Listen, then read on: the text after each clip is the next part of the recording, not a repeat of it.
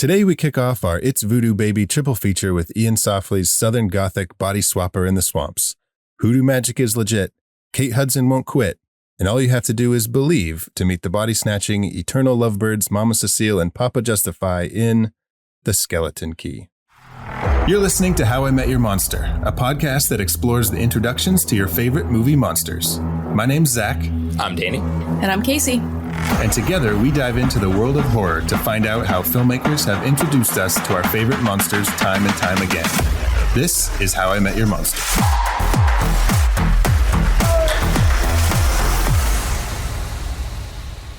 Guys, it's a new triple feature. It's Voodoo Baby. It's Voodoo Baby. It's Voodoo Baby. Voodoo Who's the baby. baby in that scenario? It's Voodoo Baby. Who's one the baby? of us is the baby. It's me. You never put voodoo in the corner. That is a recipe for disaster. A recipe for success. You are sick. We're done with our Mind Fucks triple feature. Oh, yeah, that's right. I'm still fucked. My mind is still fucked. Yeah. Coming off a David Lynch double feature. This was a kind of a nice little movie to A respite to just from the fray. Exactly. Well, we thought. Yeah. And then when we tried to lock in our monster reveals for this episode, we were like, uh-oh, it's mind fucks all over again. Yeah, the monster reveals are something. But guys, this is The Skeleton Key. This is 2005 Kate Hudson from Iain Softley. Before we get into this, if you're not subscribed to the show, find us on Apple Podcasts, Spotify, YouTube, anywhere you get your horror movie podcasts, you can subscribe to How I Met Your Monster. And check out our Patreon, patreon.com/howimetyourmonster. We've got some cool things going on over there. Only $3 a month.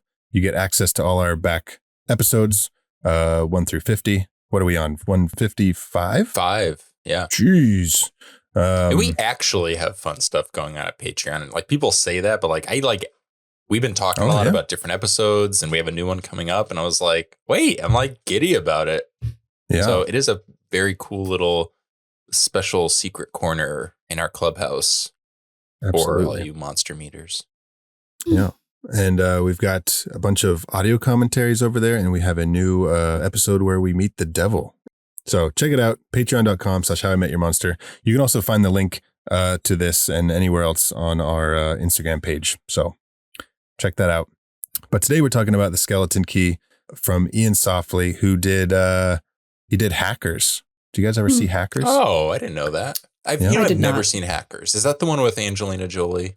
Mm-hmm. And I always mix it up with Slackers. And Slackers, yeah. Not David. Oh my fucking God, dude. Who else is in Hackers? You know. Isn't it that dude from Swim Fan? No, isn't it that guy from Scream and 13 Ghosts? Matthew Lillard? Yeah. Jesus Christ. Oh, is he in Hackers? Yes, I think so. That's cool. And yeah, he has like the weird little glasses and long hair. Dude, I have it fucking pulled up right here. Who is in Hackers besides those two? Who's the Jason? Yeah. It's Johnny Lee Miller. Johnny Lee Miller. It's Angelina Jolie. Oh, Jesse Bradford. He's the one I'm thinking of. He was in Swim Fan. Yeah. This seems like a movie that Giovanni Ribisi would be in. Is he in that? Dude, are you fucking kidding me? When Casey was trying to think of the name of whoever it was, I wanted to say Giovanni Ribisi, but I was like, he was not in that. Why did you? It seems like. Dude, that's so wild. Is there something? Is he in it? I don't know. That's insane. Maybe he was meant to be. God, I feel like we have some like spiritual connection here. Just fitting. If you believe in it, do you believe in the hoodoo that you do? Not yet. Let's see where I stand by the end of the episode. Yeah, Iain Softley also did Backbeat, which was about the early days of the Beatles with like Pete Best and like the fifth Beatle, they call him. And he did K-Pax, which I never saw, but that was K-Pax Demon Hunters. K-Pax Demon Hunters, yeah. And this I saw was that in written theaters. Weird movie. You saw K-Pax Demon Hunters in theaters? Oh. Yeah. No, but K-Pax itself is a very strange movie. I think I saw it in theaters too, but I don't remember any of it. I remember that it's one of those movies like everyone's seen it, but no one knows what it is. Yeah. I was with Stacy, I remember, and we were just kind of like, huh? Yeah. Yeah. But another fun little bit about the Skeleton Key, it was written by Aaron Kruger, who did Scream 3. Scream 3. And he wrote The Ring. He's done quite a bit. Yeah, he's done a lot. And he wrote Reindeer Games. I love Reindeer Games. That's such a fun fucking movie. Does it have anything to do with the Polar Express? Yeah. No. Technically, I mean, it is a Christmas movie. The guy's name isn't his name Rudy, as in Rudolph? Oh, yeah. Wow. That's good. Casey, have you seen Reindeer Games? No. Dude, it's really fun. It's about to believe in it. Like Ben Affleck. Guys, this is now a Reindeer Games episode. Ben Affleck was in jail with a guy, and the guy was writing to like his girlfriend or something, and he got killed in prison, I think. And so like Ben Affleck pretends to be him. Assumes that identity to have a girlfriend. Yeah. Oh. And then he gets mixed up in this whole like casino robbery thing.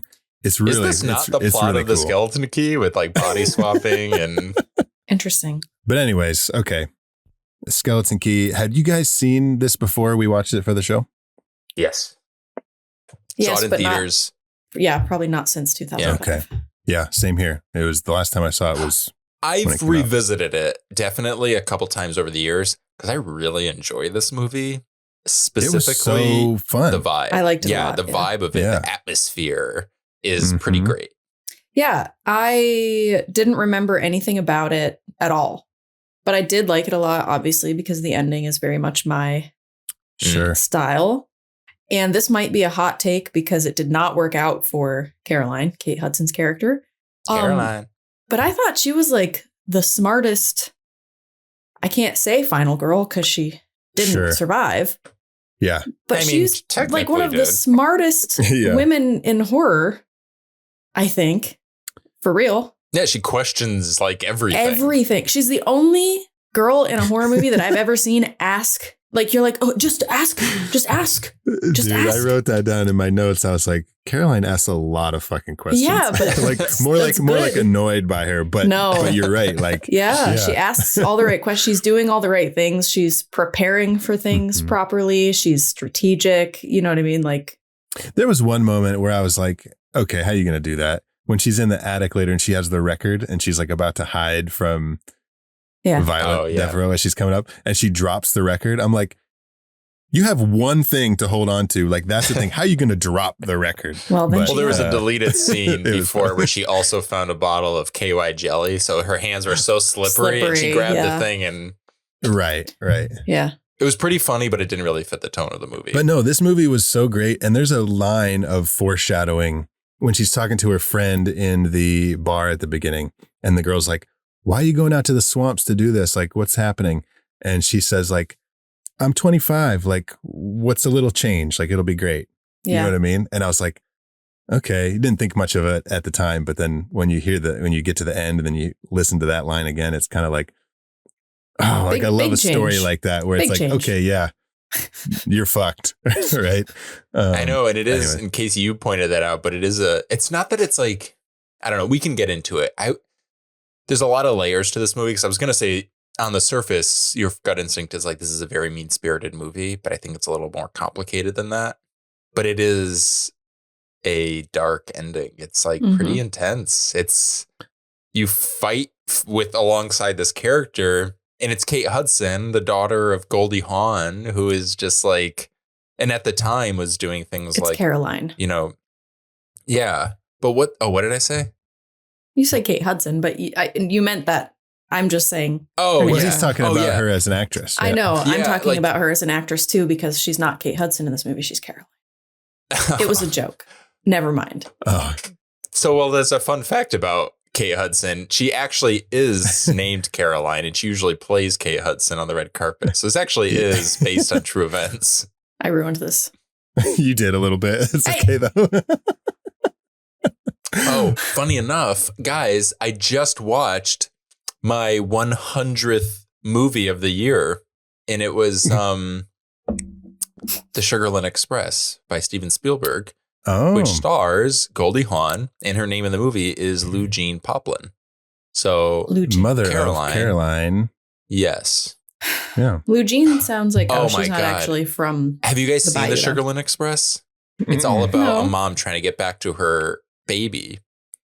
In the movie, it's a boy, but we can assume that she's actually coming for Caroline. Oh, maybe my. to like if only she had raised her, she could have kept her from falling prey to the villains in this movie. What does she say in the movie? She says that her mom left when she was little. Mm-hmm. Is that what it is? The mom didn't die. The mom left. All I know is she feels guilt for not being there for her dad, which is why she has Right. such a strong pull to help Ben in this one. Which again, Casey, you were talking about how she's a great character.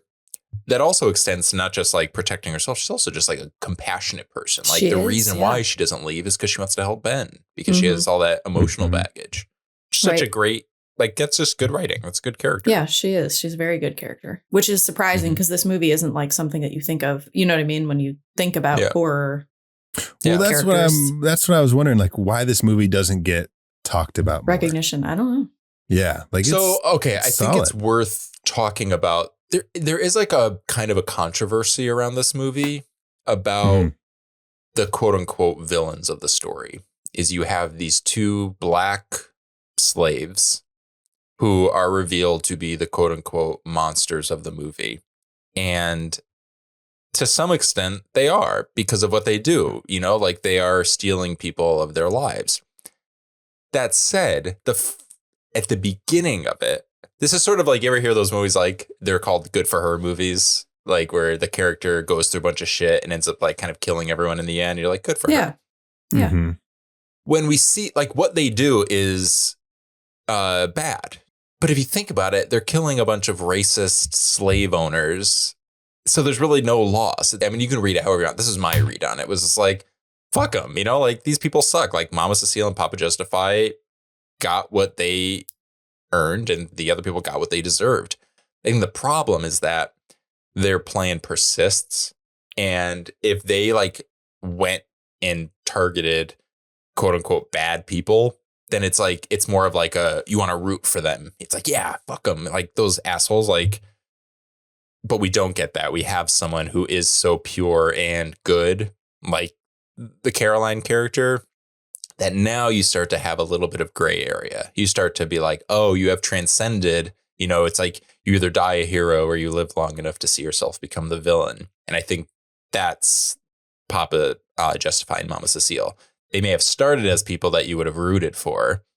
But what is the controversy as far as this movie not being good because of that? Well, it's just sort of like the black slaves who went through all the suffering. They're the monsters. They're the people that we're going to vilify at the end of the story. Just it reads very strangely on paper. I guess, but I don't watch movies like that. But on top of that, the movie takes some creative liberties with the practice of hoodoo in general. All movies. So there's just this sort of, I know, but it's sort of like the convenient, like, again, we're not only vilifying these two people, these slaves, we're now vilifying the entire culture and religious practice that Hoodoo and voodoo are worshipped. Racist. Like people, they purposely make them horrible things because people are racist. Voodoo's not bad. Well, it was convenient. Well, I was watching this thing about, I think one of, if not the first, like uprising of slaves in America, the people who were involved practiced a form of hoodoo. So they associated this belief with sort of like the otherness of black people in America at the time, where it's like, oh, because white people were trying to like own them. It was like to take over. It was treating them like property. And then all of a sudden their quote unquote property was not only creating an uprising, but there was this thing at the center of it, this belief system that to their beliefs felt so different, I guess, and scary. And it was easy to kind of be like, look, they're using witchcraft to defeat us. You know, look how like, when in reality, like I have a little breakdown here is, first of all, it's important, I think, for us, because this is our voodoo triple feature. Obviously, the whole point of this movie is like, no, it's not voodoo, it's hoodoo. So hoodoo and voodoo are both African-American spiritual practices. Both involve communication with their ancestors, but here's the difference. Hoodoo is focused on the natural environment, while voodoo is a spiritual religion focused on the spirit world. Hoodoo is also known as root work. It uses herbs, roots, things from the earth or for spiritual medicinal purposes. But whereas this movie is like all about using it as, for like personal gain or quote unquote evil deeds. It's for protection, good fortune, love. In fact, it's also often practiced alongside Christianity. Voodoo, on the other hand, is actually a religion. It involves spirits called Lao, and practitioners use ritual objects to communicate with these spirits. There's usually prayers, rituals, priests, a whole hierarchy and organized system, just like any other organized religion. But that's the big distinction. Voodoo's a religion. Hoodoo is just about healing and protecting. It's not about causing harm. It's about using what is given to you from the earth. So this movie kind of conveniently, which is done in a lot of movies about hoodoo and voodoo. It's done in every movie. You've never seen a hoodoo or voodoo movie that was about what they actually are. Exactly. It's all about like, look how scary it is. And it's witchcraft. And that's it. And it's that plus the way that the quote unquote villains of the movie are perceived. The movie's colored in a way that is sort of like, of course, do whatever you have to do to make the black slaves seem as monstrous as you believe they are. I get that. Said, I don't think the movie's that cynical. I think it's just a convenient storytelling thing. It's 2005. People just thought a little differently. I understand. I definitely understand what you're saying, but I feel like Zach and I saying like this movie doesn't get talked about enough. That part doesn't even get talked about. So I don't think anybody's really thinking about that either. Do you know what I mean? Like, Casey, weren't you saying something? I think we were just talking the other day about voodoo dolls. Yes. And like because that's a big thing. Well, not in this movie, but in voodoo like movies. The misconception of voodoo. Yeah. They were used as record keeping things for like black medicine men because they weren't allowed to. It was illegal for them to know how to read and write. So they would make a doll of their patients, and then wherever they had pain, they would put a needle. So then the next time that person came back, they're like, "Oh, are you still having pain in your shoulder?" You know what I mean? Okay. Wow. So that's fascinating. I never knew that. Yeah. Man, think about like the filing cabinets. The filing cabinets for voodoo dolls. It was like just crammed with just going through like it's like a Rolodex, but instead of paper, it's just a bunch of dolls. So you're like flipping through the dolls. And each doll has like needles sticking out of it, like pins sticking out of it. So it takes up even more. Rolodex. God. Well, that's and then you just scrolling through those files, you have to put new pins into your own, because you keep pricking yourself. You're like, oh, gotta have to treat that later.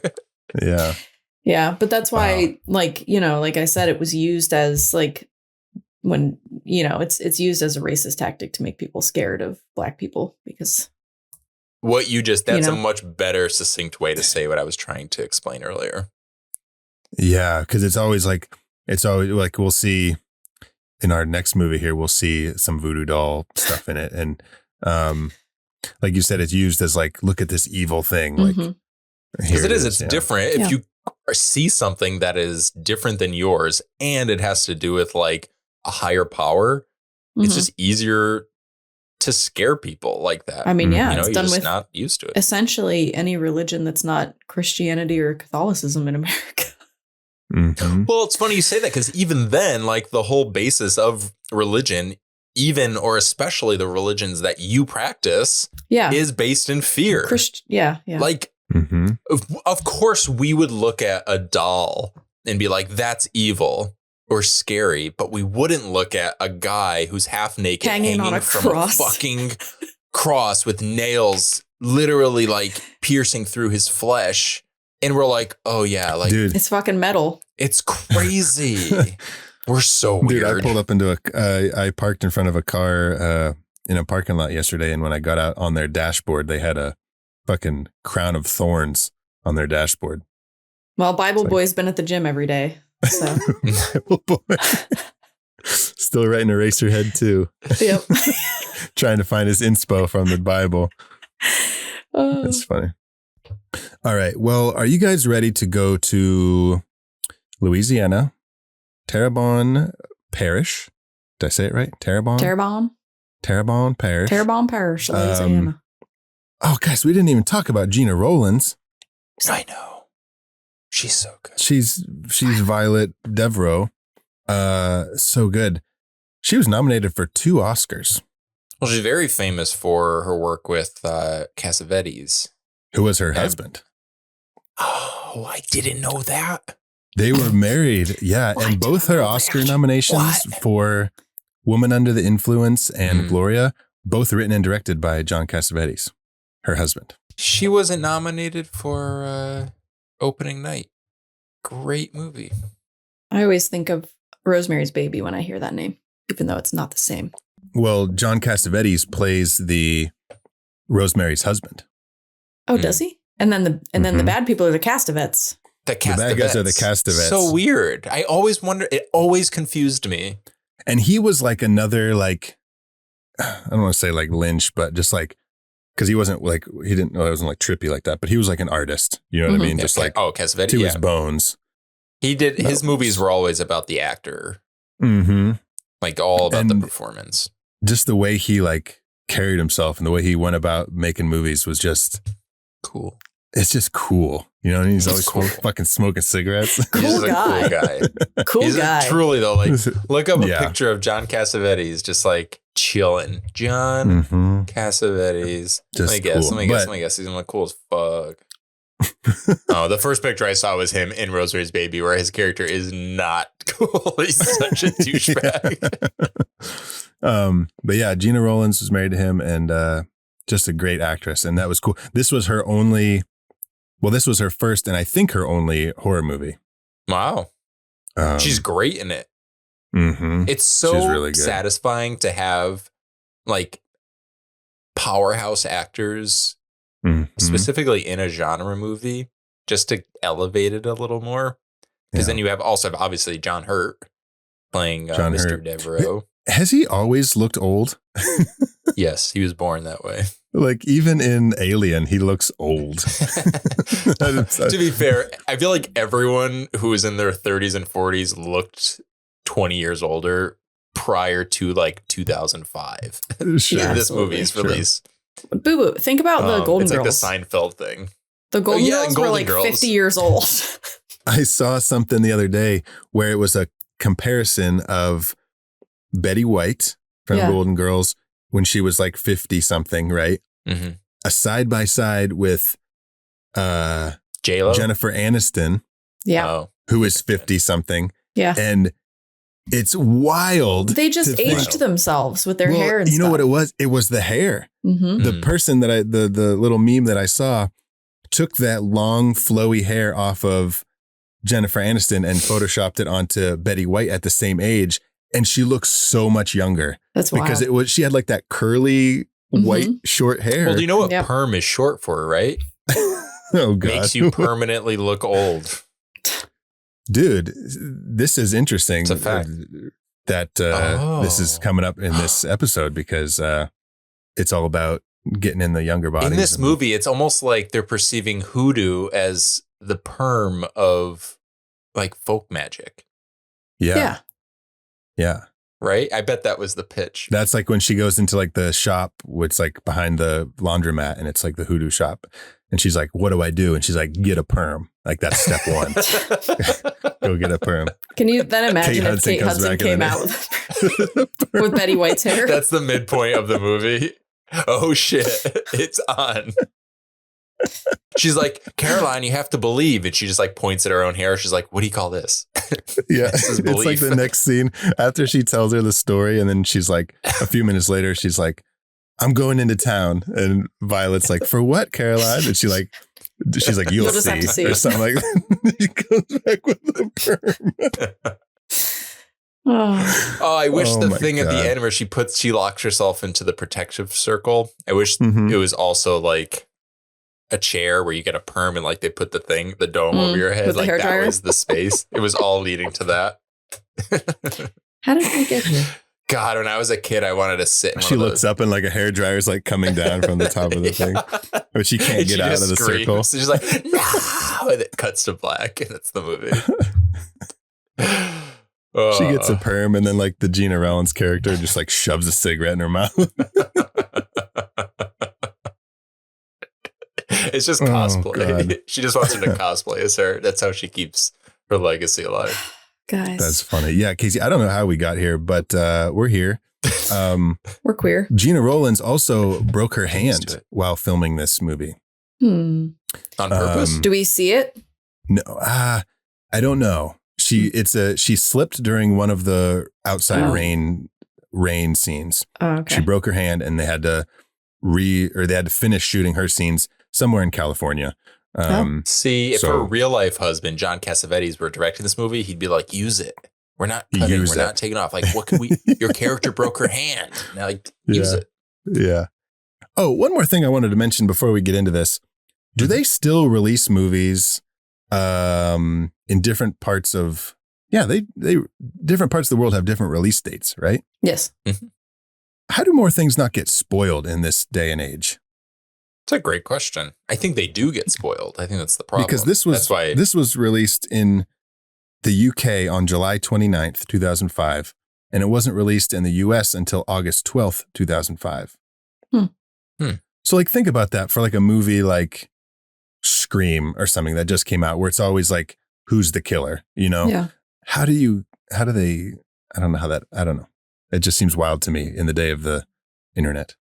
Yeah. I also just I'm sure there's a lot of legal reasons. I've never understood the whole, like, we can't just release it on the same day. It just seems I feel like it's rooted in some weird rule or bylaw that doesn't in different parts of the world, anymore. Like, you know, like movies come out like on Fridays, right? In the US, like in other parts of the world, like Fridays don't line up.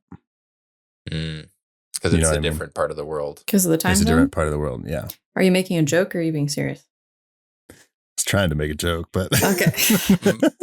A lot of people know this, but if most parts of the world, when it's Friday, it's Saturday. Well, you know what's funny is that Friday here is actually Thursday because movies don't come out on Fridays. They come out on Thursdays. Oh, God. That's so annoying to me. And then in some parts of the world, it's winter or it's summer. Dude. How are you going to have a Christmas release in Australia? Why are we here? Are we here? What if we were magicked and we're actually not us? Should we magic each other? Let's magic each other. Okay. How am I not myself? How am I not myself?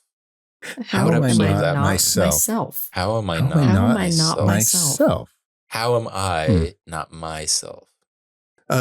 Let's go to Louisiana, Terrebonne Parish, and get magicked and open some doors. Get magicked. Well, we're here to help, but I think on that journey, someone's going to help us. Oh, she goes there to help. I was like, who are we helping? Yeah, we're helping John Hurt. Do you think that's why they cast him? Because he was hurt? Mm-hmm. That's why he got cast in everything. He was hurt in the John. Mm-hmm. Painful poops. That's called ass sliteration. Ass sliteration.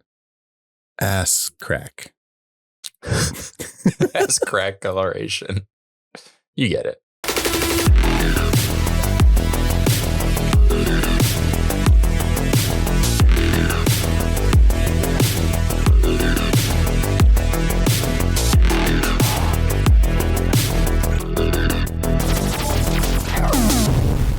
All right.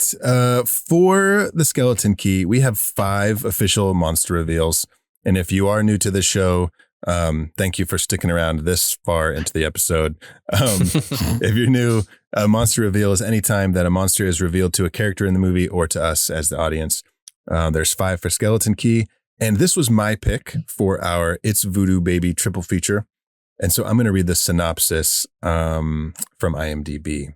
Let's see. Please do. The Skeleton Key, 2005.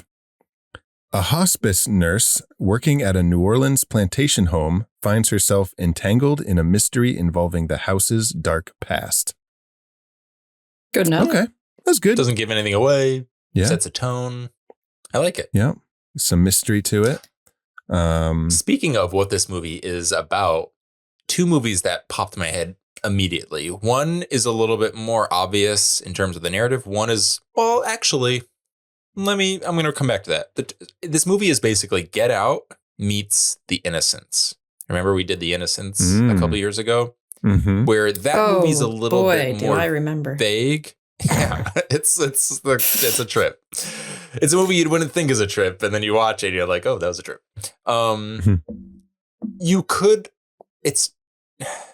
That movie almost is kind of the same. Now that I'm thinking of it, I don't want to spoil it, but there is an idea. Yeah, I don't want to spoil The Innocents. Danny, I don't think people care about a movie that came out 60 years ago. Or 100 years ago. How old is that movie? Yeah. I don't think it's confirmed. Yeah, it came out famously in 1926. It was in the 60s, right? Yeah. Was it? I think That'd it was be 60 years ago. 60. Okay, so I got my time right. You had the kids in that movie because she comes to watch over this house, similar to Kate Hudson's character in Skeleton Key. And she's taking care of these kids. And I think the idea is that they never explicitly state one way or the other that the kids may have been possessed by the ghosts, previous ghosts from the house who love each other. And that maybe they are not quite reincarnates of those spirits, but have been straight up possessed. Sure. And then obviously Get Out is about body swapping between a white person and a black person. Mm-hmm. Yeah, interesting. Yeah. Okay. The Innocents get out of this house. Key. The Innocents get out of this house. Skeleton Key. Take this key and get out of here, Innocents. Yeah. Okay, so this movie is basically Kate Hudson is a caretaker, just watching people die, and then she gets upset that nobody cares about these people. That's her job description. She's just there to watch people die. And so she gets upset that people aren't taking care of these people. It's all just a business, right?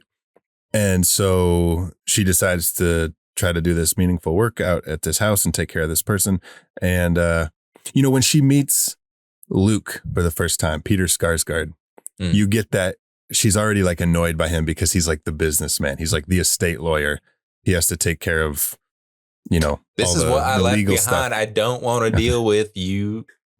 Pencil pushing moneymakers. Yeah, she gives him a look and she's like, oh, okay, there's the business part of it again. And I'm just here to, he says oh, the wife's taking it really hard. And she's like, well, yeah, they normally do.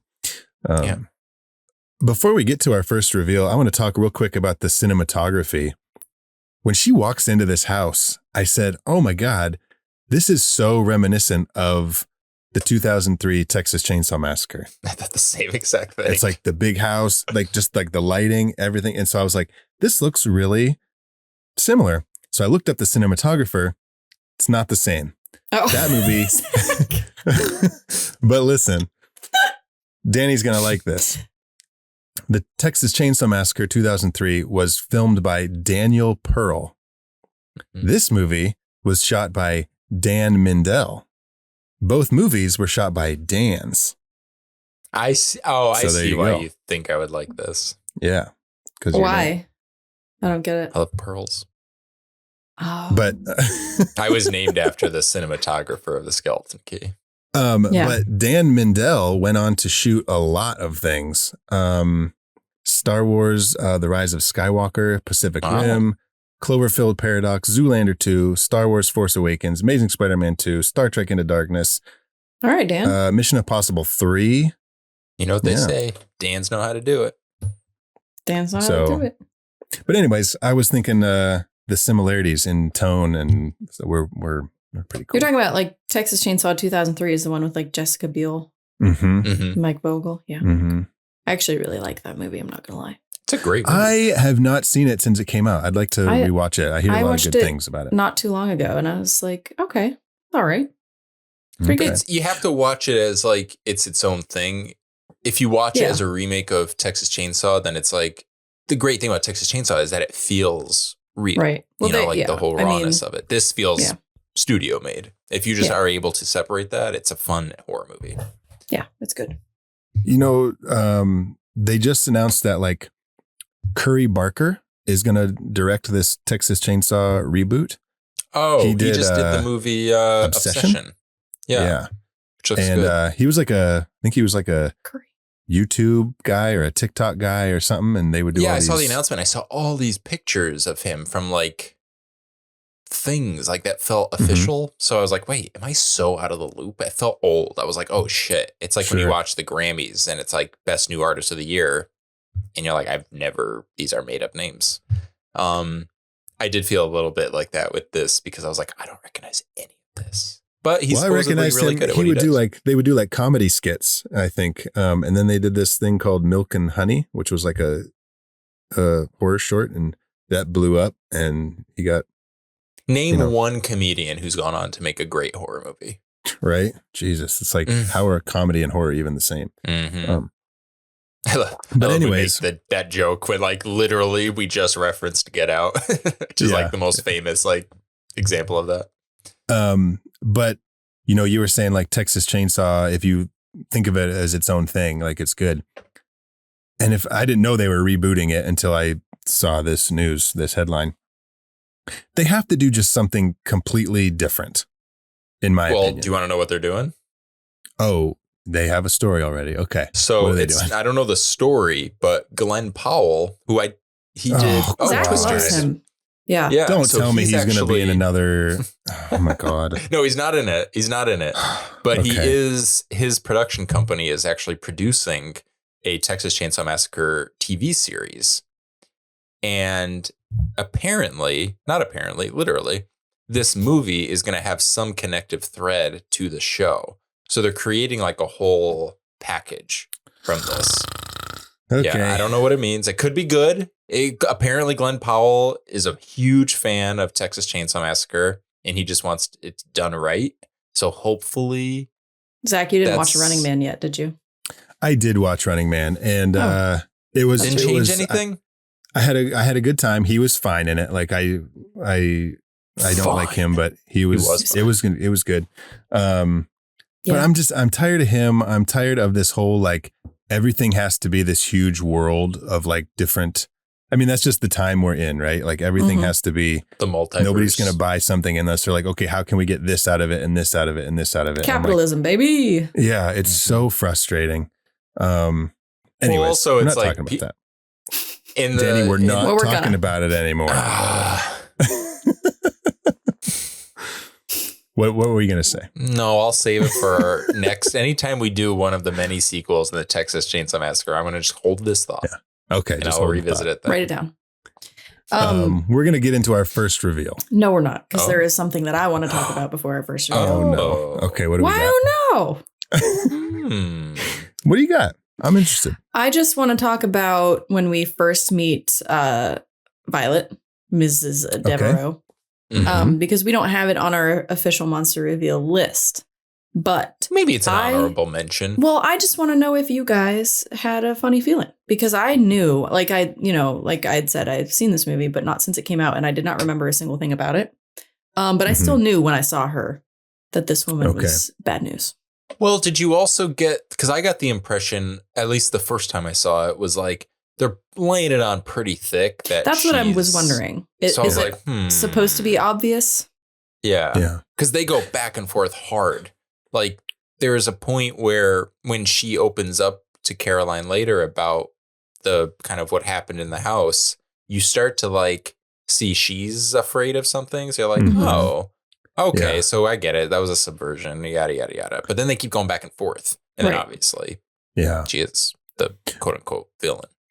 Yeah, it's hard to say because I had seen it before, didn't remember anything, but I did know that like something was there. Like she had something to do with it. Yeah. Later in the movie, when she like starts to draw that circle around herself, right? She's like laying on her, and Caroline like takes the spell and runs away.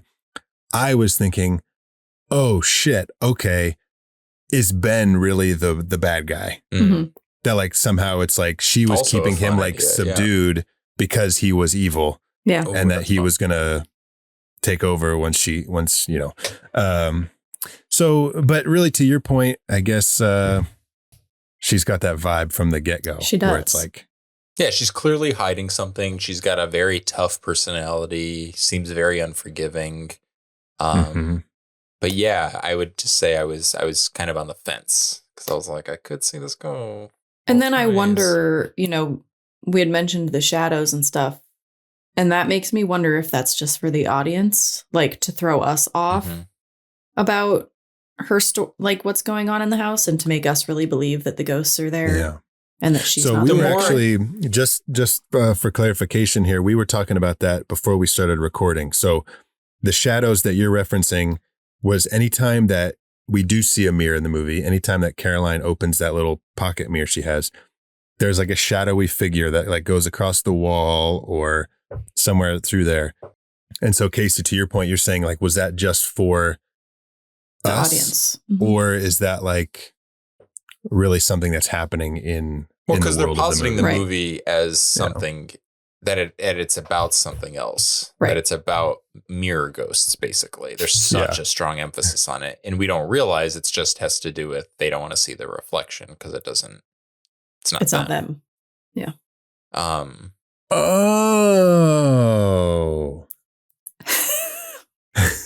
Yeah. Oh, I love our reveal moment. I love epiphanies in real time.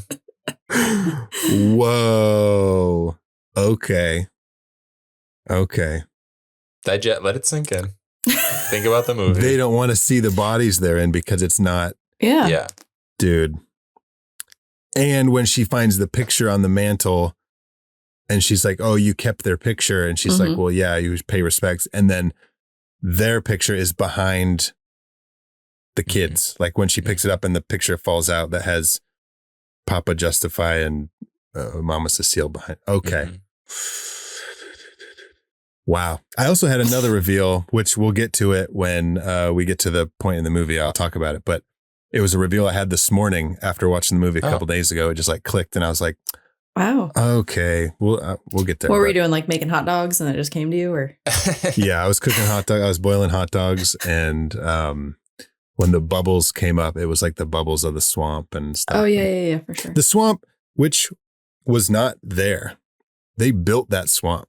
Wow. Really? They shot on location at that plantation. And, but there was no swamp back there. So they built one. Wow. There's something about, it's not like, maybe I'm just talking out of my butt right now, but I feel like, especially with advancements, especially with like advancements in like CGI and stuff. Yeah, they wouldn't do don't that hear now. as many stories like that. Yeah, like they built the swamp. It's like, no, you just wouldn't. The movie would just either figure out how to digitally insert swamps or it just won't be about a swamp anymore. Yeah. But as far to go back to the mirror thing, the more I think about it, like the clearest thing is that it is just to throw us off. And maybe the shadows, it's like when you're in a house and someone tells you it's haunted, it's like saying, don't think about an elephant. You're like, you're going to think about ghosts. Like everything you see. Yeah.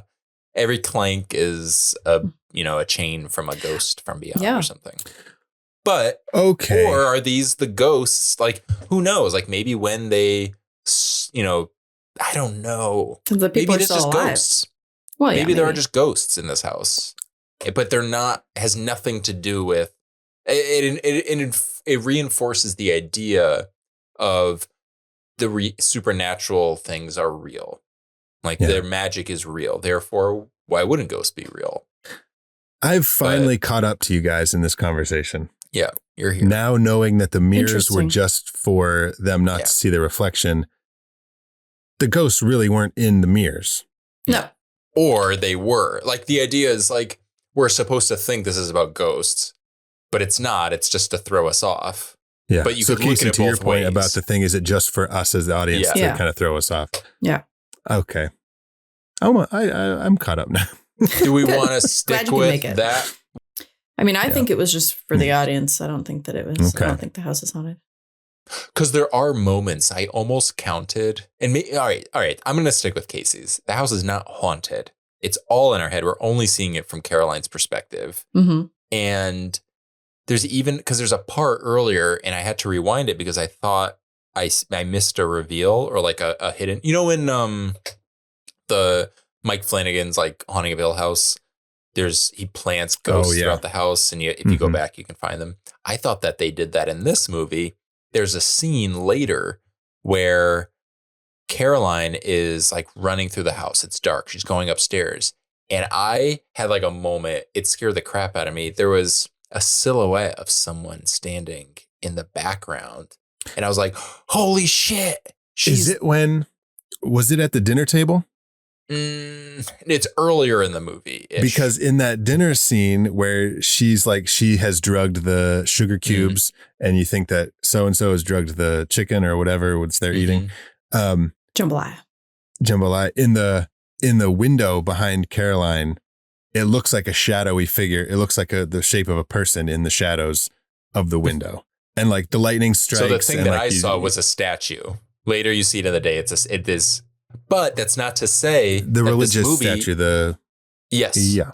Right. Yeah. But is that all of this could be deliberate from the I was going to say, is that just like, pointing more things? Yeah. Yeah. It'd be like, it's tricking, it's getting into your head. Yeah. Yeah. Yeah. I think that's more playful and fun than this movie is so good. I know. It is a very good. Also, I think it's worth mentioning. Like, you should mention it then. I'm going to mention. I want to give me just mention. I'm just going to mention it. I'm just going to say it. It's nice to get in 2005 such a slow burn horror story. If you really think about it, and so that's why I think we're talking so much about the atmosphere, because the atmosphere does a lot of heavy lifting in this movie, and it is done really well. And then you have these wonderful actors, and you have just enough of a mystery being threaded and solved, but there really are no deaths. There's no like real like flashy scares. Not that there's anything wrong with that. It's just a very different. I think that's why Innocence came to mind, because it has that kind of same. Woman is placed into new haunted setting, must uncover mystery, but doesn't want to seem like she's, believes ghosts exist. It's a great, like, tried and true recipe for a ghost story. But it's so nice, I think, to just see it in more of a modern movie. It's refreshing. Yeah. Yeah, I'm looking here at the 2005 horror movies. We got Amityville Horror remake in 2005. No, which fun, but I would argue is not a slow burn. I don't like it. It is a flashy horror. We got The Descent. Oh, I love The Descent. Devil's Rejects. Love The Devil's Rejects. That's a slow burn thriller. Yeah. Exorcism of Emily Rose. Love it. Well, this is all we're living in post Saw. Saw was 2004.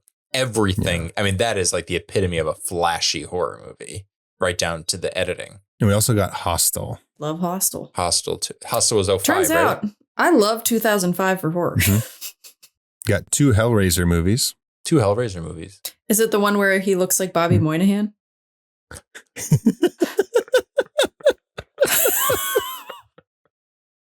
What?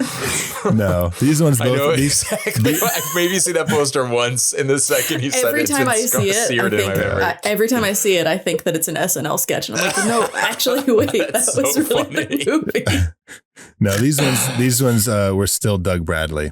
Okay, this was Hellraiser Deader and Hellraiser Hellworld. Oh, Deader, that's right. You got hide and seek with De Niro, which I think was kind of slow. Do you think they were trying to make Dakota Fanning the new De Niro because of her name? Because it was just like easier. People were so used to saying De Niro. They were like, we just get them to say Dakota. House of Wax. I'm just moving on from that, Danny. I loved House pretty grim. I loved House of Wax. I always forget about that movie. That was famous. Back in the day, like the big thing about them, the reason you saw is because they were like, oh, Paris Hilton gets killed in it. And people wanted it. They really did. Like, we joke, but like people really were excited to see that. I remember like the crowd cheered in the theater when she got killed. I love her. Guys, why are we talking about this? Oh, because the Skeleton Key came out in 2005. Yeah. That's right. You may talk about the first reveal now. Okay, thank you. It's the attic. It's the there's 2 sequences in this movie where she discovers the attic room. The first time we see it, first time she goes up there's a really cool shot through the keyhole, which, the skeleton key. So there's got to be something to do with keyholes. I love when movies do this. It reminds me of, it's very 1408. Mm-hmm. Yeah. Do something similar.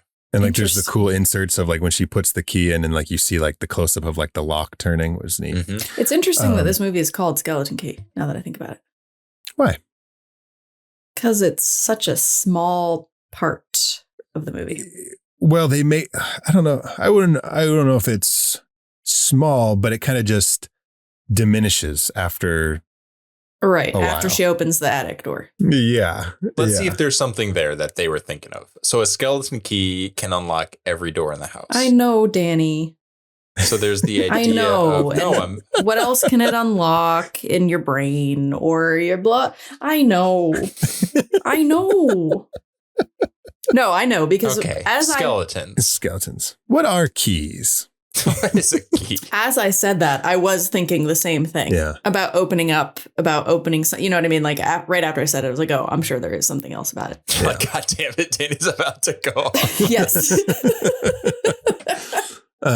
Keep your mouth shut. I think that's it. Now that I'm like, but I think that's it. I think it's just like, no, you can certainly unpack it. We don't have certainly. I think that's it though. It's like, we're just like unlocking truths or unlocking history. It's almost like and I love that the movie does this, but it's almost like you think the skeleton key, you think like that might not, like the big reveal with the key wouldn't be until later. Yeah. Yeah. But really, maybe it's the key of them like they can open the door into new vessels. So it's the magic, the hoodoo itself is the key, is the skeleton key. Yeah, that makes sense. Oh, I see. Yeah. Yeah. So she, okay. Yeah. So she goes up the stairs, and in this first half of this reveal, she sees the door like behind a shelf, and it's like rattling, right? Yeah. Mm-hmm. And as soon as she goes to grab the handle or put the key in or whatever, it stops.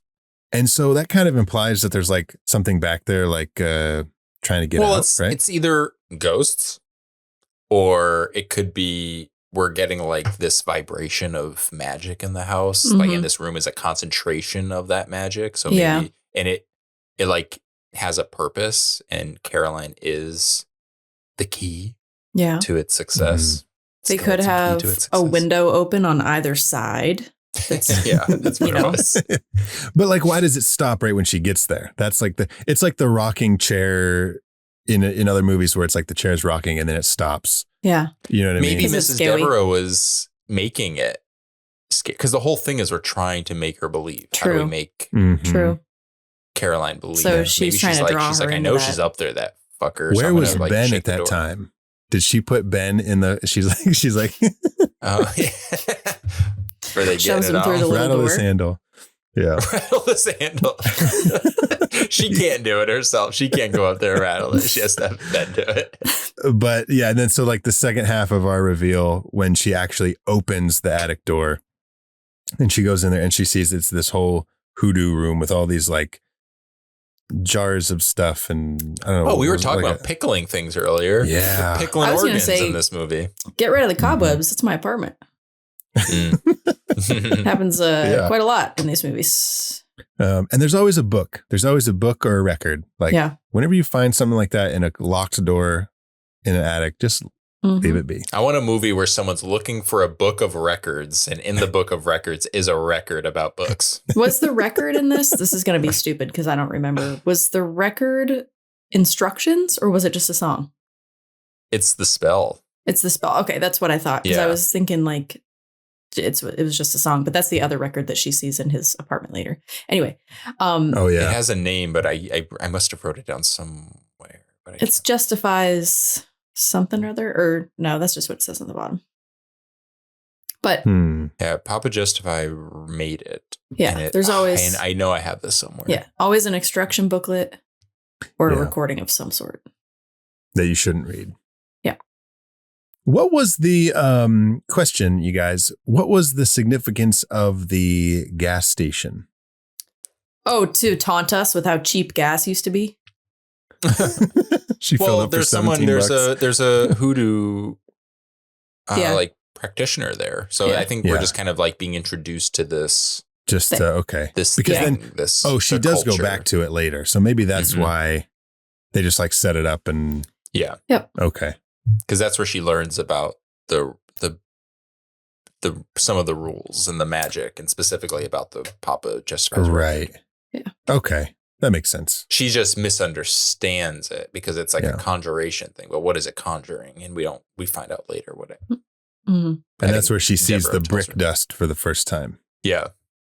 Yeah, I think we're just like, it's sort of, we're seeing Caroline. It's sort of like, be careful what you wish for. But it's also sucks. It's like a cautionary tale, but it's sort of punishing her goodness in a way because she's going to leave this familiar place that she's jaded by, she's burnt out from. She goes to this new space and she's being introduced to the culture, but the culture is, she's seeing it in the way a lot of people may have seen it back in the day, or even to some extent still do, where it's like this thing that is so different than what I'm used to seems evil. Yeah. Just, off first impressions. Yeah. And like the world that she's in is kind of there's more of it than where she's from. They kind of, it's funny, they don't really it reminds me of in Cabin in the Woods, the guy at the gas station who tries to keep them from going to the cabin. Oh, there's a word for it. It's the doom, like something. The doomsayer or something. Yeah. Like Ralph and Friday the 13th. Yeah. And their role is just to like give you some information, set the stage for where you're going, and scare you. But don't take your boy down that road. Yeah. Don't want to go down that road. Don't go down that road. We get that good sequence with Ben out on the roof trying to crawl away. Mm-hmm. And then the help me on the sheet. And then she comes back later and it's gone. Yeah. It's a different sheet. And yeah, we get a lot of little thing. This is such a fun movie to rewatch because there's also, Luke says at one point when he visits, he says to Violet, he's like, "Oh, Violet, you're the only woman in my life," because she gets kind of like playfully jealous. Oh, he's yeah. like, "Oh no, like that's sincere." Like she is probably jealous because he's got the good body, body, you know what I mean? The younger body. Yeah. Right. And so then she's still in her vessel. Yeah. So then later, is she actually upset when she's like, they're talking on the bed and she's like, "Oh yeah, okay, whatever." She's like, "When you're done selling your services, blah, blah, blah, blah, blah." Yeah. Like because you're like, "What the fuck? Why is this old lady so mad?" Oh, yeah. Because that's her husband. Yeah. And they were trying to get into, like, they said that she was the first white girl. Mm-hmm. Because the other ones were black girls, and they were trying to get back into, because they mentioned something later at the end, like he said they never stay. Yeah. And I think the idea there is they're trying to say like certain people are more aware of these customs and these practices. Right. But yeah, it's funny too. The whole thing with Luke is he has to be, they have to be very picky about who they're picking because they want to be attracted to these people. So he is attracted to Caroline because he's going to spend the rest of this version of their life together. Well, yeah, she's the one. That's why in the beginning, Violet doesn't want Caroline probably because she knows that she's going to have to be in the house for whatever. But Luke is trying really hard to get her to stay. He's like, "I like this one." Yeah. He said, "I'm going to tell her she's not going to find much better than you." That's like there's some cuck shit going on there, right? Yeah. Where like bring out the cuck chair. Okay, well, it's true. Like what if they hooked up and Mrs. Deborah was just in a room like, yeah. Okay, since we're talking about Papa Justify and Mama Cecile right now, let's move to our second reveal. This is their backstory. Like we learn about what a terrifying. Them. Well, this was my revelation I had this morning. Revelation, I guess. I don't know. I realized that the kids were in those bodies that they hung and burned. It's fucked up. Yeah. Like I didn't realize that at first. I was like, okay. Yeah. And then it dawned on me that they were now in the kids. Mm-hmm. And it's so dark. It's so fucked up. Like I hate that feeling, at the end when they're like trapped in the other bodies and she's like, her friend is there and she can't communicate to her friend that like it's her in there. And that's just so terrifying. Mm-hmm. Like when people wake up during surgery, but they're so fucking, like Danny. Danny's like, "No, don't tell me about this. Don't talk to me about this." Isn't there a movie called like Awake or something with Hayden Christensen where the whole idea is he's being operated on while he's awake? and he's like, can't do anything. And he's like, you're in his head, kind of just feeling the pain. Oh my God. And like trying to figure out a way to escape. It's actually when he's becoming Darth Vader. Yeah. He's like, I can feel this. He's like, no. That's what that was for.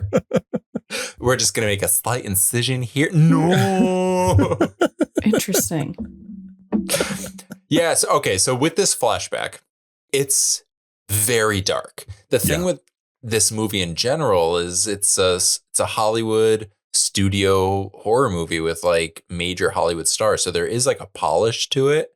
And you don't expect a movie like that to kind of go certain places. Yeah. And this movie goes places. It's just subtle. Not subtle, subtle in a way that if you're not really paying attention to every detail, you'll miss things like, oh shit, they hung the kids. That's so fucked up. But then you also have to consider that like the scene is set in like this party on a fucking racist plantation with a bunch of slave owners. So there is an element of like, yeah, fuck them. But then there's the element of like, oh, but they're just kids. But they will grow up to be like these people. It's like, so it's like they kind of like, it's like, well, fuck it. But then you're like, oh, wait a minute. It's layer on layer where you have to keep contending with like what you're willing to accept as like, yeah, get them. I think to your point about it being like a Hollywood movie with polish, I think they hide a lot of that dark shit in the way they edit and present this backstory. Yeah. Where it's like very flashy and very quick and crazy shaky cameras and this and that. And everything's like, it's very hectic, right? Yeah. And a lot of effects layered onto it. And I think it kind of numbs some of the dark shit that's happening because it's so flashy. Well, they also don't like you're seeing a terrible thing, but you're like, that's fucked up. It. We're like a movie like Get Out, which is to some extent like a very similar idea in terms of like what the twist is about. That movie is like a commentary on race, you know? Yeah. It has a lot to say and it states it outright and we show it, we say it. This movie is less interested in the kind of like social politics of its subject that it's talking about and like its characters and heroes and villains than it is with a kind of not glorified, like just kind of made up version of this quote unquote magic that they're representing that is actually based in reality. So there is something, I know we don't criticize and I'm not going to, because I get it. I get what the movie was going for.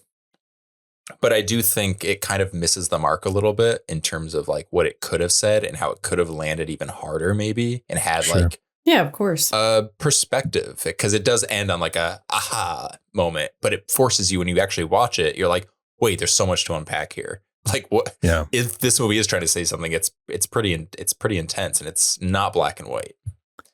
It is black and white, actually. Oh, it is very much all about. It's just that's the point of the story.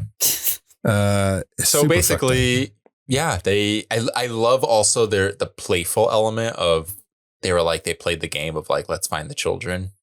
Something about that is like really dark too.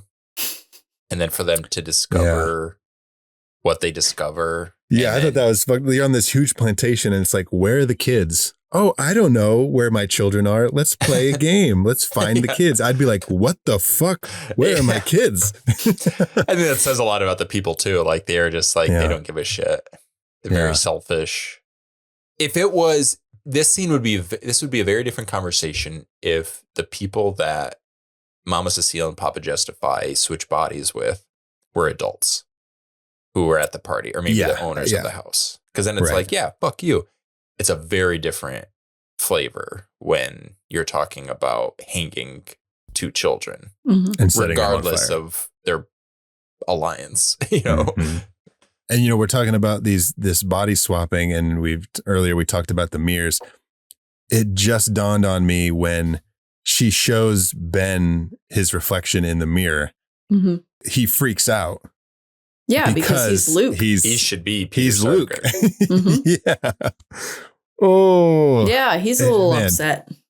Is this movie so good? See, if that was me and I was like, I'm suddenly John Hurt, I'd be like, Oh, okay. Am I going to go find the crystal skull? Oh, you said, is this movie actually so good? Yeah, it's so good. I look hot. That's why she doesn't want him to see it, because she's like, he'll just have such an ego. Dude, can we talk about the fucking scene where she goes to the hoodoo shop behind it's like in the laundromat when she gets the perm. She goes to get her perm. Yeah. And she comes back and she puts this spell right on Ben. She does this whole spell thing. And she's like putting her hands on his face and she's saying something about like, let the water run down or something like that. All I could think about was that fucking thing that you used to do when you were kids, when it was like, there's an egg on your head and the yolk is running down. No. Oh yeah. And then like, what does it do? Like, then you like push them or something. It was such a strange, so but that's weird. All I could think about was like The Office when Dwight does it to Michael and he's like,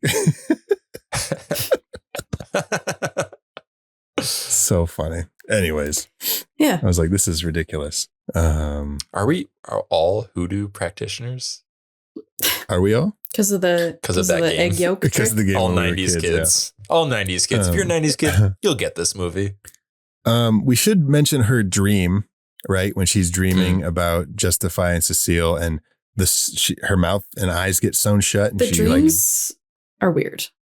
It felt like I still like them and I don't like actually have an issue with it, but it felt like a different movie for 30 seconds. Sure. Yeah. That's all.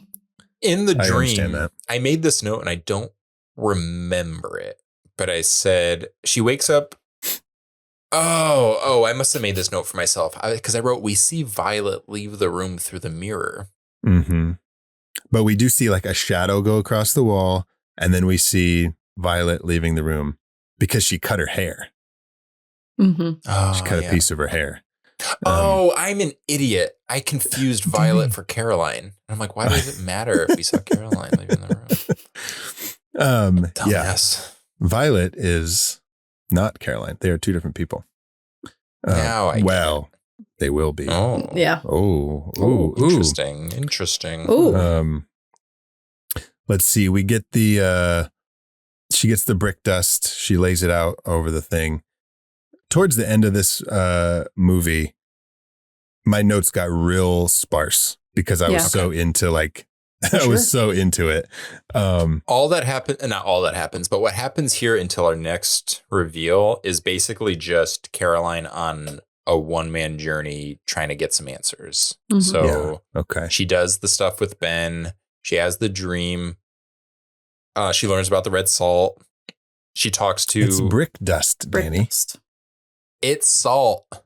I wrote salt at first too, but then once you find out that it's brick dust. It's the salt from The Last Jedi. There's a whole planet of red salt. And that's where this movie is set. That's why the cinematographer of this did The Force Awakens and The Rise of Skywalker, but he didn't do Last Jedi. It's because he was like, salt. He can't cross the salt. Dust, brick dust. Oh my God. Maybe this movie ended where he took the body. He's Papa Justify. Papa Justify directed The Rise of Skywalker. Wow. Papa Justify. J.J. Abrams is the cinematographer from The Skeleton Key. Guys. Oh my God. Do you believe in hoodoo? Because it only works if you believe in it. Do you? Me? Hoodoo. Do what? Hoodoo? Remind me of the babe. What babe? The babe with the power. Are we just going to go around? Yeah, what anyway. But where am I? Oh yeah. So first she goes to the hoodoo expert, witch doctor. That's when she booby traps the house. Yada, yada, yada.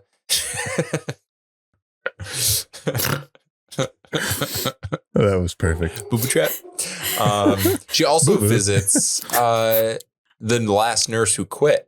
Yep. And she's like, that's where she's like, it's not ghosts, it's Violet. That's who you have to be worried about. Who was a black woman. Yes.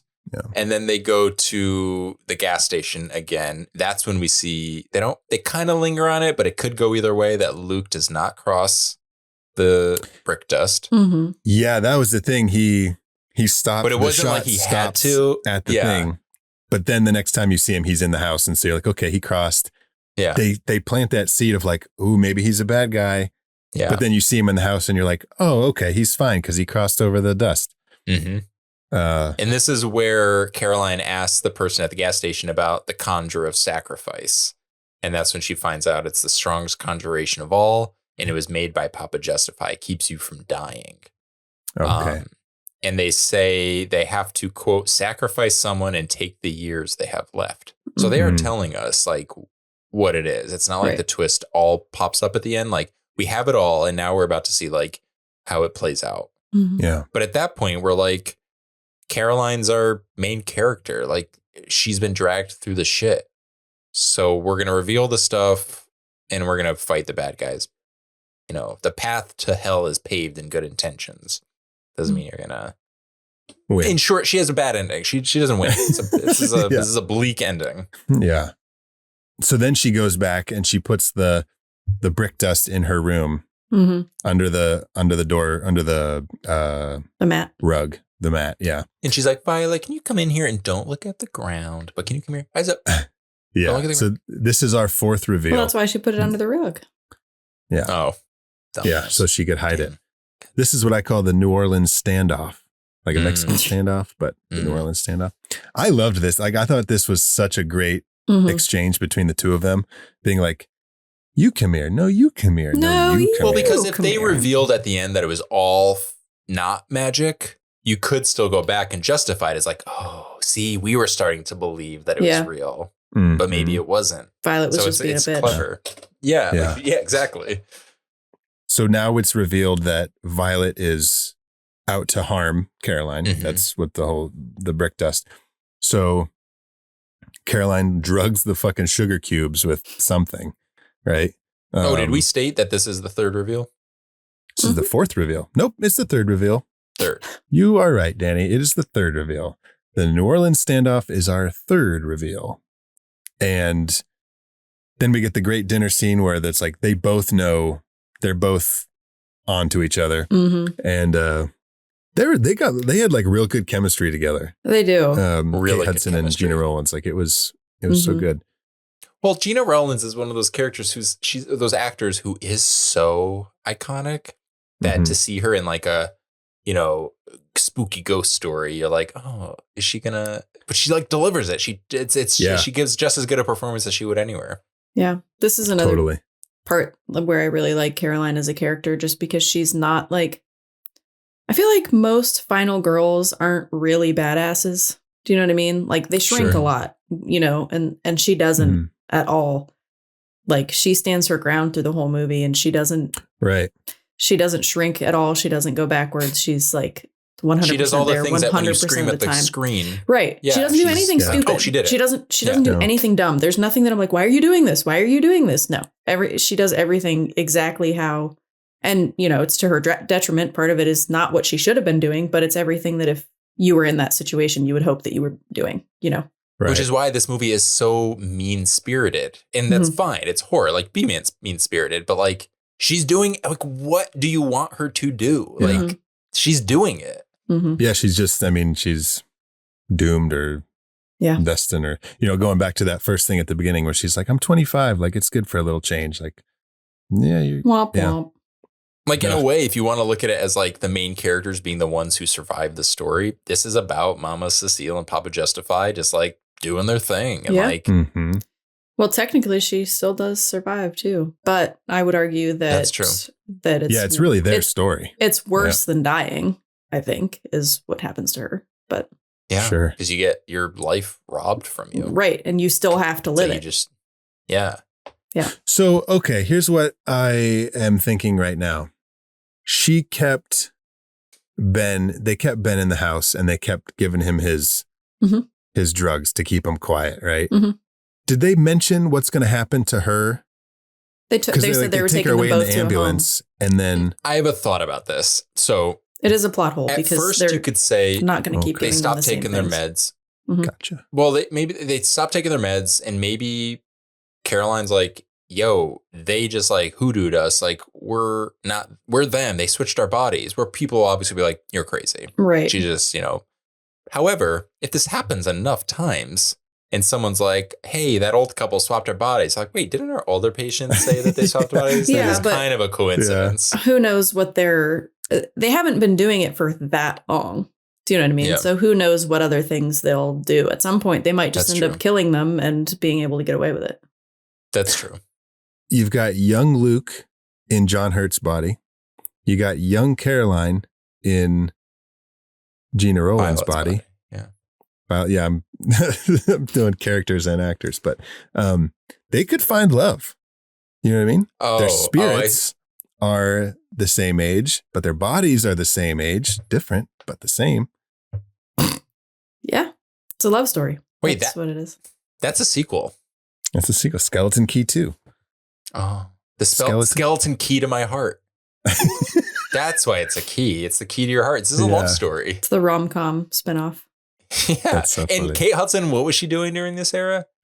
Rom-coms. And I know it's not Kate Hudson in this, but maybe Gina Rowland was like, I want to like borrow the essence, kind of taking from the magic in this movie. I want to borrow the essence from Kate Hudson and do my own rom-com. Mm-hmm. Skeleton Key to Your Heart. Part of the Skeleton Key multiverse. They're doing a TV show. Oh my God. It's just like what Zach loves about the horror genre right now. Don't even do it. So after our third reveal, we get like this great chase scene outside in the rain. And she has to hide Ben's body. She hides him in the shed. And like, I love that she's like, I won't leave you. I'm not going to leave you. Cut to her rowing her fucking rowboat down the fucking swamp. By herself. And she's cut to her being like, where's the creepiest place I can hide you? Well. Yeah. I wrote down, I won't leave you. Proceeds to row her boat the fuck out of there. Cut to leaves. So she goes back to town, and she goes to, I don't know if she knows where fucking Luke lives, but she goes to Luke's house, right? Mm-hmm. Is she at Luke's house? She has his business card.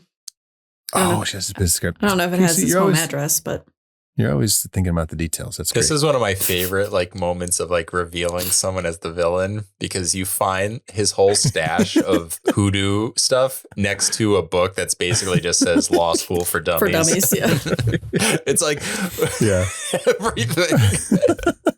It's just right there. Yep. It's so funny. Well, they were like, we need to do this quick. I do love those kinds of twists, even if it is like obvious. It's still very fun. Yeah. Yeah. He says something. I made a note and I don't remember it, but he says something to her. He's like, he doesn't know what dying feels like.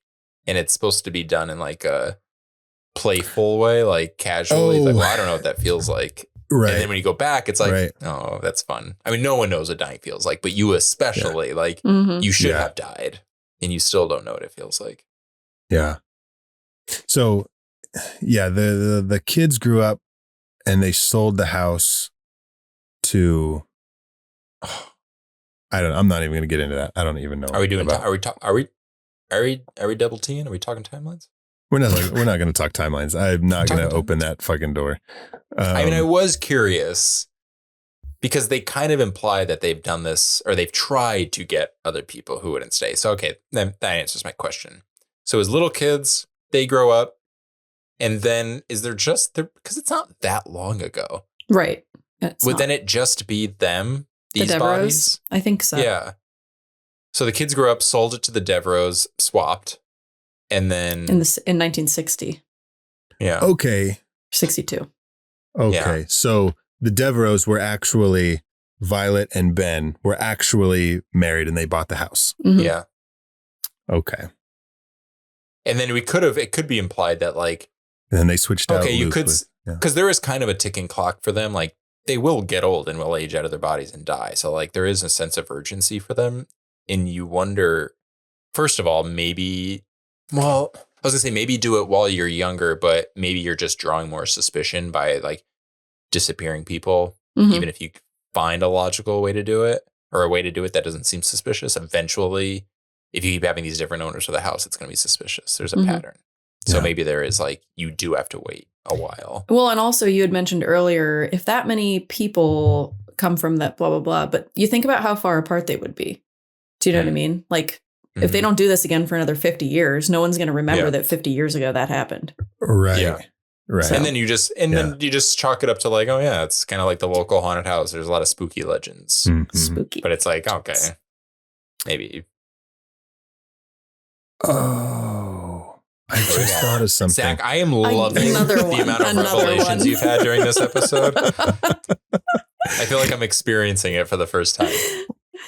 So at the end, they say that, so her friend is a black girl, right? They've been trying to get a black into a black person's body, right? Her friend comes and they say something about like they left her the house, or they left somebody. They left Caroline the house. Caroline the house. And so, yeah. Jill is her friend. Where are you going, bud? You don't know? Yeah, where are we going with this? Yeah, I don't know. I thought I had, but I was thinking like they left her the house, and then like her best friend's going to be there, and like maybe they're going to try to get into her body. You know what I mean? Because totally, because they kind of like stated outright, like she is, well, I was going to say specifically about Jill she believes in this stuff. Mm-hmm. So it wouldn't be very hard to switch. 1000% they're going to go after her next. Yeah. Immediately. Yeah. Yeah. Oh, poor Kate Hudson.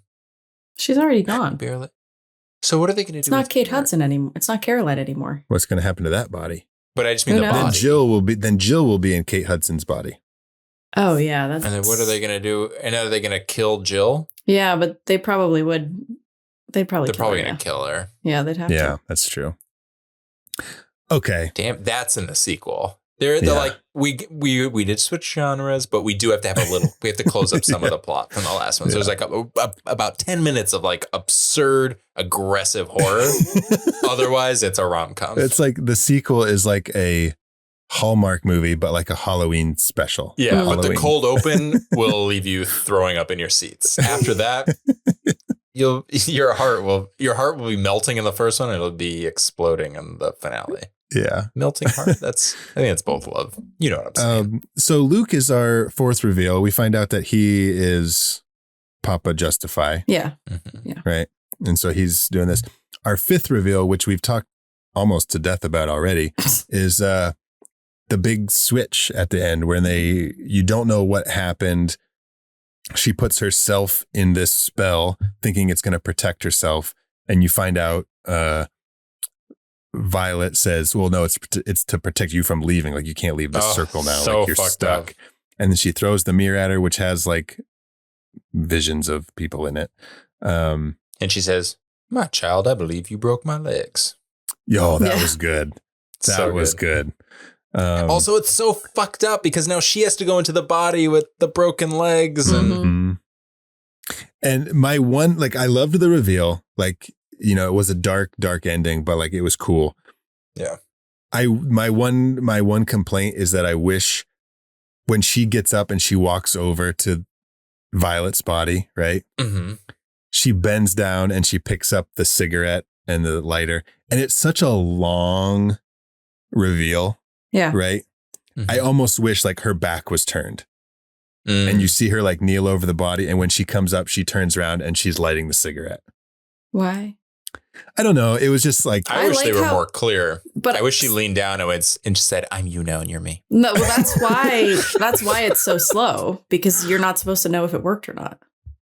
Well, that's what I'm saying. Like, you know, it worked because she states earlier that she's not a smoker. She's very much not a smoker. Yeah. So and this time she is a smoker. But what took so long? The reveal took a while. In what way, though? Her walking? Her picking up a cigarette? No, she walks over, she leans down, she starts getting the cigarette out of the case, out of the box, right? Yeah. She stands up, she puts it. As soon as she reaches for the cigarette, you know it worked. Do you? Because I was kind of like, is she playing right now? Is she just playing? Is Caroline just playing along right now to try and buy some more time? Or it's like, after all this fucking this whole experience, I need to start smoking. Like I need That to could be it Justify's too. like Violet or Cecile, and she's like, oh, yeah, That's me. Cecile. She didn't But even anyways, mean to do like it. that's like it didn't. It doesn't lose any points for me in terms of if I liked the movie. It's just I fucking hated it. I hated Never I just mind. hated Just that forget it took her so long to smoke the cigarette. No, I'm just you know what? I'm allowed to have an opinion. No, you are. I just didn't understand what you were saying. Oh, I love the quote when she says, we're moving on.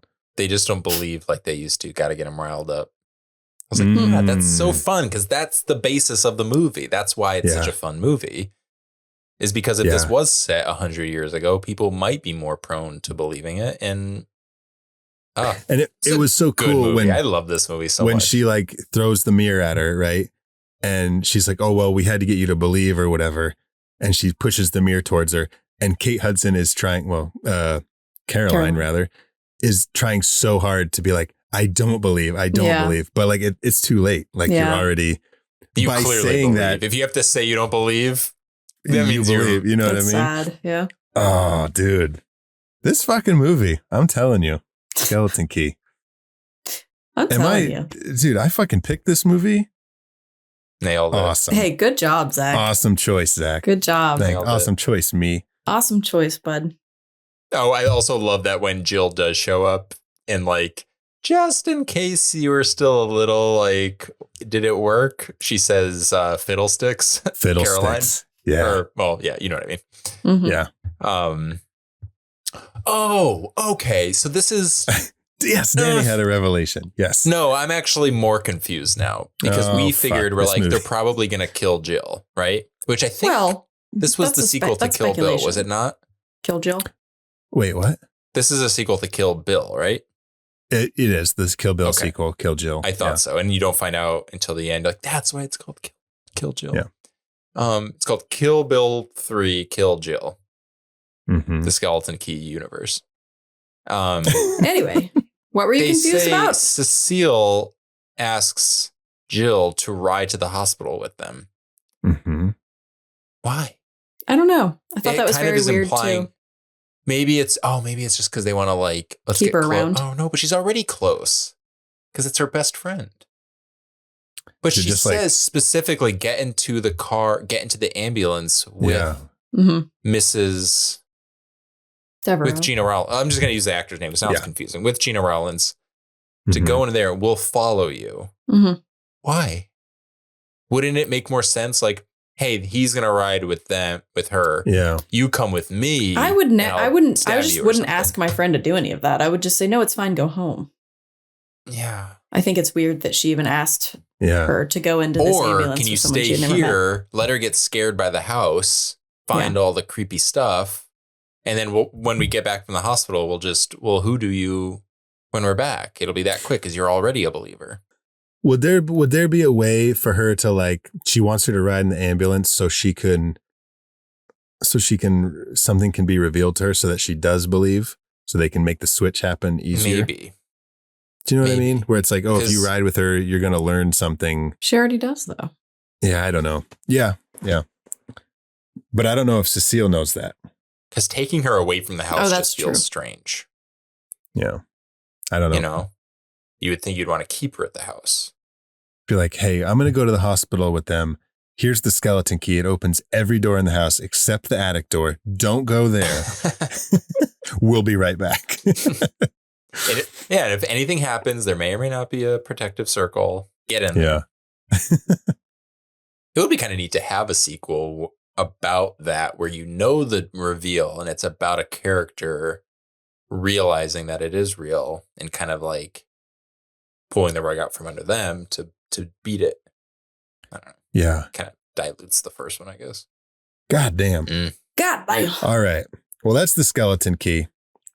Really good fucking movie. Now it's time to choose our favorite reveals in the Skeleton Key. All right. Speed round recap of our 5 reveals. We've got the attic scenes at the beginning. 2 scenes put into one. We've got the Papa Justify and Mama Cecile backstory. We've got the New Orleans standoff between Violet and Caroline.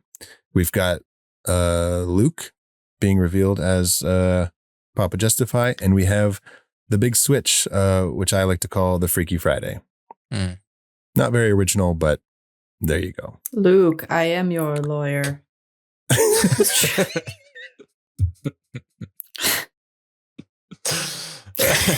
That's good. Luke, I am your estate lawyer. That's funny. All right. I guess I'll go first since this was my pick for our It's Voodoo Baby triple feature. It's got to be the big reveal at the end. Mm-hmm. It's got to be that the switch. It's so good. The fact that all of it, culminates at that big moment where she finally does believe, and she's trying so hard not to believe. Mm-hmm. But it's like we said, at that point, it's too late. Casey, what's your favorite? Mine, I think, is the New Orleans standoff. But it's a lot of it just has to do with, again, I just really like Caroline as a character. And this is part of her, being smart, and she doesn't back down about it, even when it's obvious that, she doesn't. I feel like at one point, Violet is suspicious, right? That Caroline is trying to get her to come in there too. So I like that Caroline is just like, no, shut the fuck up and come in this room. Yeah. Look at this leak. Look at the water leak. How do you not care about all these leaks in your household, lady? Yeah. Jesus. That's suspicious. That is suspicious, isn't it? No, that's real good. Danny, what do you got? Mine's the ending too. It's just so good. I remember it blowing my mind when I saw it, and it still has that lasting power. It's still effective. If I did have a runner-up, I'd honestly actually go with the Luke Papa Justify, Luke, I am your lawyer scene. Because it's so I just want to be clear. When I say it's so stupid, I don't actually mean it's stupid. I actually am saying I love it. It's so fun. Yeah. Mm-hmm. Like the convenience factor is hilarious. And but it makes it, it's just like, it's very playful. But somebody in that situation wouldn't know, you know what I mean? Like if he were he would have to buy those books. So it's not like, you know what I mean? And he would be listening to his favorite music. Mm-hmm. That was a fun little reveal because she was playing it in the house, and then you get him playing it too, and it's kind of like, she even does she looks at the record and then she kind of just like brushes it off, like, okay. Maybe this movie, I don't know how they would have done it, but it could have maybe benefited from a couple more like ancillary characters who feel like they might be red herrings or are red herrings, and you think could be villains, just because it's like the two people you do suspect are the ones. Mm-hmm. It could have been fun. I do see how that could, like, maybe I am just wanting it to be a different movie, because it also is kind of effective by having characters that we keep projecting and outright telling you, like, they're bad. Like, there's no one else. It's Caroline versus these two people. They're going to be bad. And then you're like, and then they are bad. And you're like, damn it. Like, you didn't lie to me. You told me. Yeah. Because that's what the movie is. Like, that's what it is for her, too. It's like they keep telling her the house is this. Like, the whole point is they have to tell her what it is for her to believe. So it's not like anyone's really lying to her. Right. It's just they're not giving her all the information. They never say they're not them. They just reveal themselves to be them. Right. And even when Cecile is telling that, it's not Violet telling her the backstory when they're sitting by it's Cecile telling her own story, which is kind of fucked up. All right. Well, now it's time for a segment that we like to call The Real Monster. All right. I just have one. What do you got? Too. Racists. Oh, okay. Oh, yeah. Oh, yeah. So, I mean, this movie is a revenge story, essentially. Like, there's no reason Cecile and Justify would have felt the need to exist in other bodies and to kill these people and ruin their family if it wasn't for the fact that they weren't bought and sold, like as property. Yeah. Right. Well, now my answer is going to seem really stupid because Danny was really serious about this. Let's hear your just take, make Casey. a joke out of this, Casey. So mine is also racist. No, it is. I mean, it is, but it's not. It's gas prices. Gas prices, yeah. Because if she filled her tank What was it? for $17 and she had a 10-gallon tank, that makes gas like $1.75. Yeah. I just watched War of the Worlds the other day, and gas was like $1 something. I'm on a very different wavelength than you guys are. I think I will add one.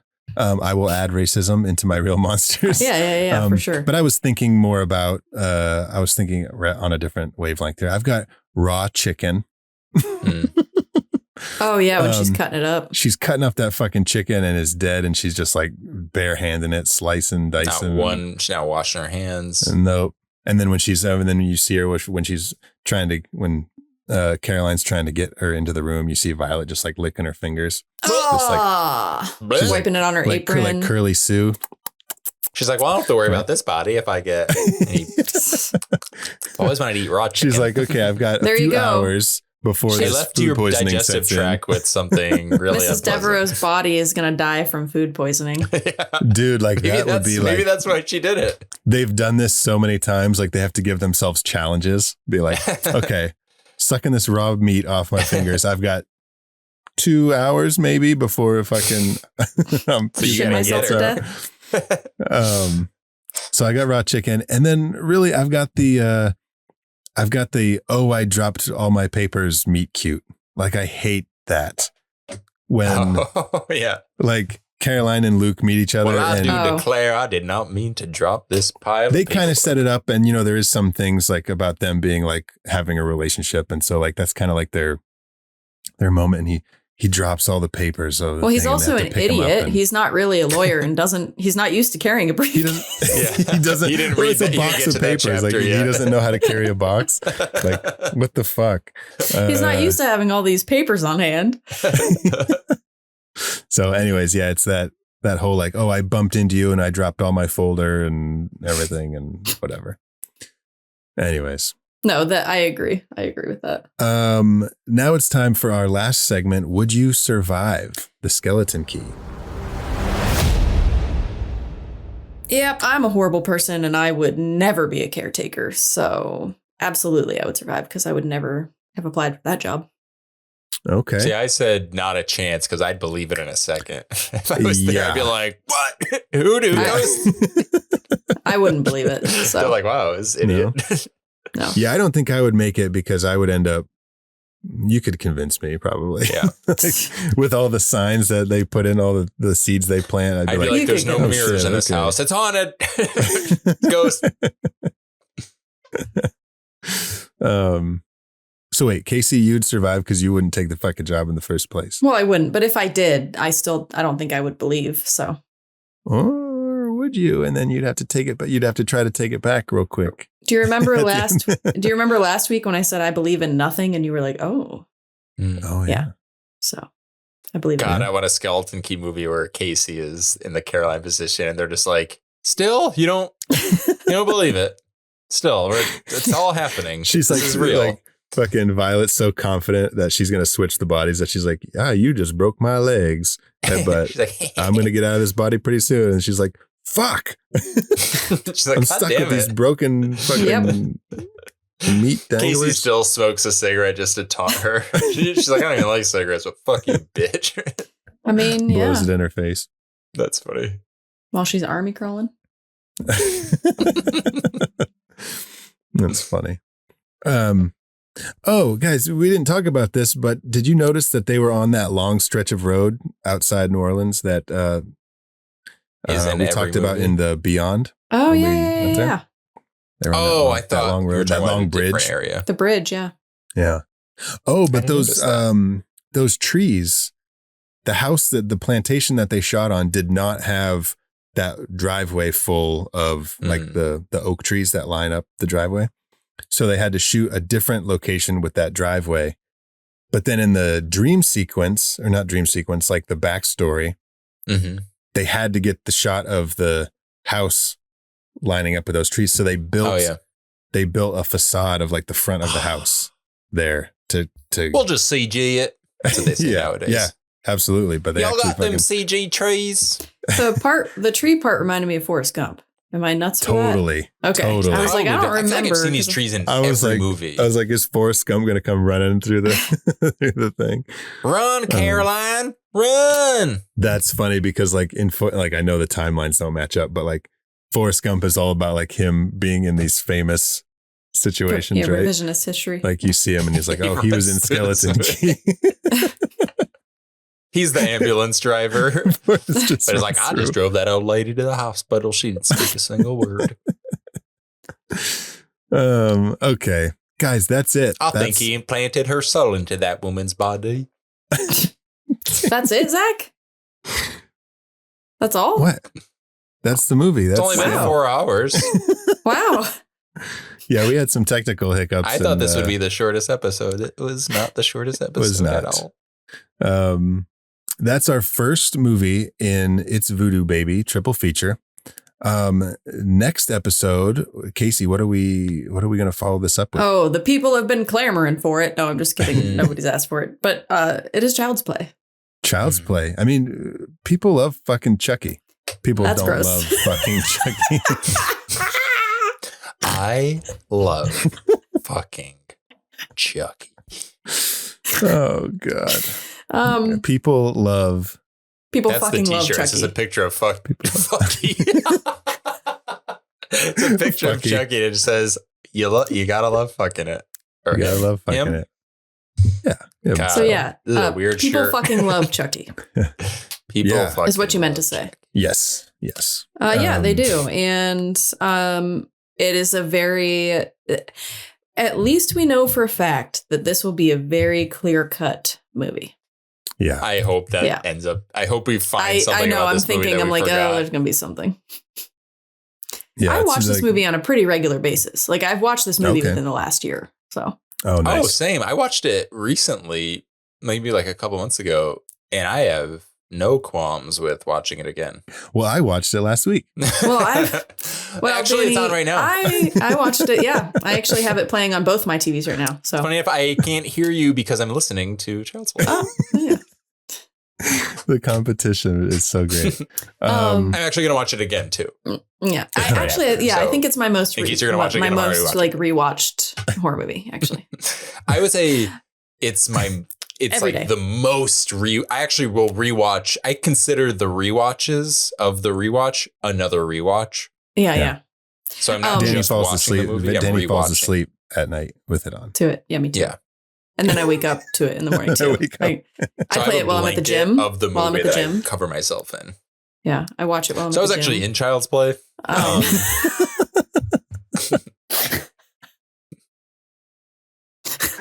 That's funny. Okay, but right. I'm being 100% serious when I say that I do think that this is like my most rewatched horror movie, which is funny because I like it a lot. But when I think about my favorite ones, it's not necessarily part of that. But I guess it's just fun. It's just like a fun background movie. You know what I mean? And it's easy to watch. So I think that's probably why. There's a line from it that you say lines from movies in our random everyday. Things like, see you later. We'll see you later. There's one that's so weird, but I always say it. Not always, but it always pops in my head. Chucky wants to watch the 9:00 news. Like, I don't know why. It's good. It's a good one. But okay. Excited for Child's Play. That'll be our second feature in our It's Voodoo Baby triple feature. Until then, make sure to follow our show on all your social media, Instagram, Facebook, TikTok. Where can our listeners find you two on social media? I am on Instagram at WolfMotherCasey. You can find me on Letterboxd and Instagram at my name, Danny Salem. That's DANNYSALEMME, 2 M's, just like the candy, melt in your butt, not in your hands. Wonderful. You don't have to say that every time if you don't want to.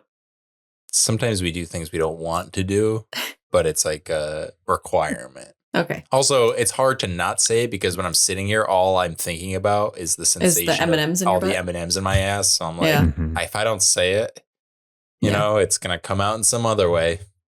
Wink, wink. You can find me on social media at Zach Winsick. Make sure to join us next episode for Child's Play. And until then, thank you all for listening. Now go meet some monsters.